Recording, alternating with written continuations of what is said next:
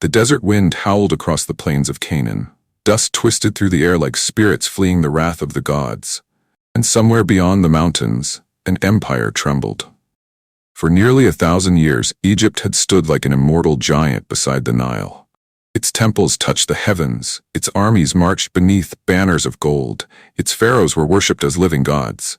But now, rebellion was spreading through the lands of Canaan. Kings who once bowed before Egypt were sharpening swords in secret. Messengers rode through moonlit valleys, carrying whispers of revolt. Fortress cities slammed their gates shut, tribute caravans stopped arriving, and at the center of it all stood one city. Battle of Megiddo. A battle so legendary that centuries later its name would echo through prophecy and myth. Armageddon. But this was not yet the end of the world. This was the beginning of a conqueror. This was the rise of Pharaoh Thutmose III. Long before Megiddo, Egypt had believed itself untouchable. The Nile brought life. The deserts formed natural walls. Trade flowed endlessly from Nubia, Canaan, and beyond. Egyptian merchants exchanged gold, grain, wine, cedarwood, ivory, and precious oils with the peoples of the Levant. But the lands north of Egypt were different. Canaan was fractured, a patchwork of rival city-states constantly competing for power. No single king ruled them all. Alliances shifted like desert sand. For centuries, Egyptians saw these northern peoples as traitors, not threats. That confidence would nearly destroy Egypt. During the 17th century BC, mysterious foreign rulers known as the Hyksos seized control of northern Egypt. Whether they invaded violently or gradually rose to power remains debated by historians, but Egyptian memory transformed them into monsters. Later chronicles claim they burned cities, desecrated temples, humiliated the pharaohs. For over a century, Egypt, mighty Egypt, was divided. The Hyksos ruled from their capital at Avaris in the Nile Delta, while native Egyptian rulers clung to power in the south from the city of Thebes. Then came vengeance.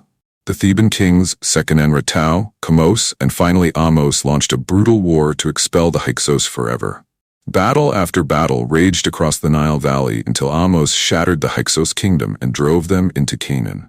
Egypt was united again, but the trauma remained. The pharaohs learned a terrifying lesson. If enemies controlled Canaan, Egypt itself was vulnerable.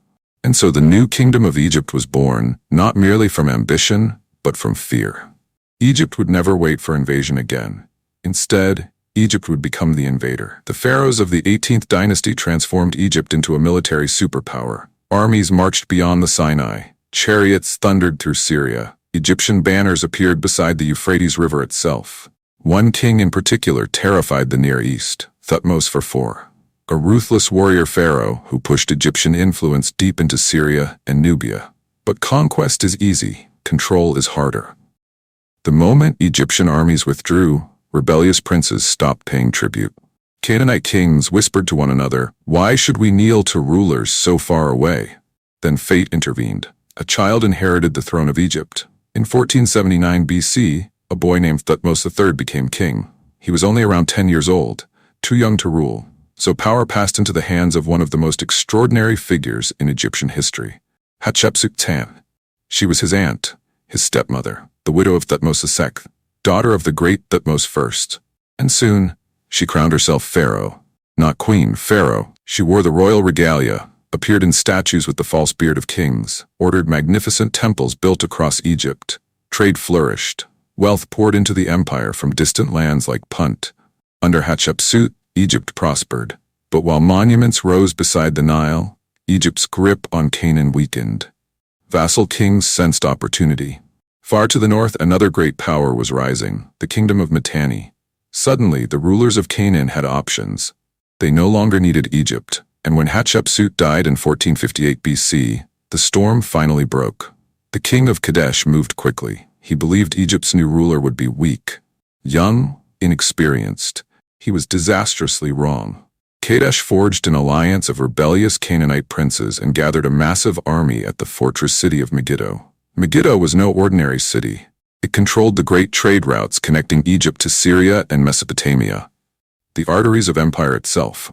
Whoever controlled Megiddo controlled movement across the region. Lose Megiddo, and Egypt's empire in Asia might collapse entirely. The rebel coalition was enormous for its time. Thousands of infantrymen carrying spears, axes, curved swords, and shields. Archers, elite chariot warriors, forces from Syria, Anatolia, and Mesopotamia. Perhaps 10,000 to 15,000 men. The rebellion was no local uprising. It was a direct challenge to Egyptian supremacy. And now all eyes turned toward the young pharaoh. Would he hide behind palace walls? Would Egypt retreat? No. Thutmose III chose war. In the spring of 1457 BC, the Egyptian army assembled at the fortress of Sile near Egypt's eastern frontier. The ground shook beneath marching feet. Thousands of soldiers gathered beneath the banners of Amun. Bronze flashed beneath the desert sun. Chariots rattled across the earth. War horses screamed impatiently. The army may have numbered between 10 and 20,000 men. Traveling alongside the pharaoh was his royal scribe, Janani, who carefully recorded the campaign. His writings would later be carved onto the walls of the great temple of Karnak, preserving the story for eternity. The Egyptians marched with astonishing speed. In only 10 days, they covered nearly 240 kilometers to Gaza. Another 10 days brought them to Yehem, where scouts delivered critical news. There were 3 possible routes to Megiddo. 2 were safer. 1 was madness. The northern and southern roads were broad enough for armies to maneuver safely. But the central route, the Aruna Pass, was narrow, steep, and dangerously confined. In some places, only a few men could march side by side. If the Canaanites ambushed them there, the Egyptian army could be annihilated. Thutmose called a council of war. His generals urged caution. They begged him not to take the central route. Imagine the scene.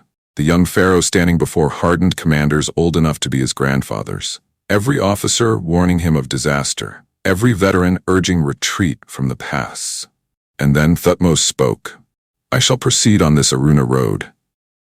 The room must have fallen silent. This was not recklessness. It was brilliance. Thutmose understood something crucial. The enemy expected caution. And because they expected caution, they would leave the central pass weakly defended. The young pharaoh was gambling the fate of Egypt on surprise. The Egyptian army entered the Aruna Pass. The journey was agonizing. The convoy stretched for nearly 20 kilometers. Chariots scraped against stone walls. Horses struggled through narrow turns. Soldiers marched shoulder to shoulder through suffocating cliffs. At any moment, arrows could rain down from above. At any moment, rocks could crash into the column. At any moment, the army could die trapped inside the pass. But the ambush never came, because Thutmose had predicted the enemy perfectly. The king of Kadesh had concentrated his forces around the northern and southern routes, convinced no sane commander would risk the central pass. By the time the rebels realized their mistake, it was too late. The Egyptians emerged directly onto the plain before Megiddo. The enemy was stunned. Panic rippled through the rebel camp, and Thutmose did not hesitate. At dawn, Egyptian forces crossed the China Brook and deployed for battle. The rebels regrouped on higher ground near Megiddo. The Egyptian formation spread wide across the plain. Then the attack came. Chariots surged forward. Archers unleashed storms of arrows. Bronze weapons clashed beneath screaming war cries. Dust swallowed the battlefield. In the center rode Thutmose III himself, not hidden behind the lines, not observing from safety. Leading the charge. The inscriptions at Karnak later boasted that the enemy fled headlong to Megiddo with faces of fear. The surprise had shattered them. The rebel lines collapsed. Canaanite warriors abandoned golden chariots and fled toward the city gates. The Battle of Megiddo was becoming a catastrophe for the rebels. And then, Egypt made a terrible mistake. Victory was right there. One final push could have destroyed the rebel army completely. But the Egyptian soldiers saw something irresistible. The abandoned enemy camp. Gold, silver, jewels, horses, weapons, the luxurious royal tent of the king of Kadesh. Discipline broke. Instead of pursuing the fleeing enemy, many Egyptian soldiers stopped to loot. That single moment changed everything. While the Egyptians plundered treasure, the surviving rebels escaped into Megiddo. The city gates slammed shut, and what should have been a swift victory became a nightmare siege. Megiddo's walls towered above the plain. Now the Egyptians had to starve the city into submission. Months dragged by beneath the brutal sun. Food dwindled inside the city. Fear spread among the defenders. Outside the walls, Egyptian troops tightened the noose. No one escaped. No supplies entered. Scholars debate how long the siege lasted. Perhaps 3 months, perhaps 7. Finally, hunger defeated what swords could not. Megiddo surrendered. The Egyptians stormed into the city expecting to seize the rebel kings, but the king of Kadesh had escaped. Still, the victory was overwhelming. Other rebellious cities surrendered quickly after hearing of Megiddo's fall. The rebellion collapsed. Egypt ruled Canaan once more. The treasures captured at Megiddo were immense. The annals of Karnak recorded mountains of loot, hundreds of chariots, thousands of horses, bronze armor, bows, cattle, gold-covered war vehicles belonging to princes and kings. But Thutmose understood something even more valuable than treasure: control over the next generation. The sons of defeated rulers were taken to Egypt. There they learned Egyptian language, religion, politics, and culture.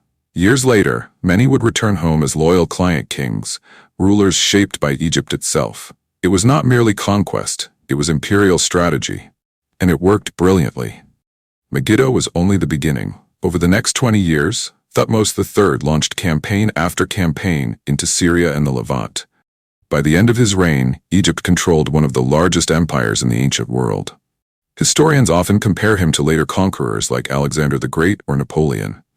But centuries before them, there was Thutmose, the young pharaoh who ignored fear, who marched through the impossible pass, who shocked an entire coalition of kings, who transformed Egypt into a superpower feared across Western Asia. And all of it began at Megiddo, a battlefield where ambition, strategy, arrogance, courage, greed, and destiny collided beneath the burning Bronze Age sun. A battlefield whose name would echo across history for thousands of years. Megiddo, Armageddon, the place where legends are born. But the story of the Bronze Age is far from over, because beyond Egypt's victories, dark forces were already moving across the ancient world. Empires were rising, rival kings were preparing for war, and within a few centuries an unstoppable catastrophe would plunge entire civilizations into chaos. The Bronze Age collapse was coming.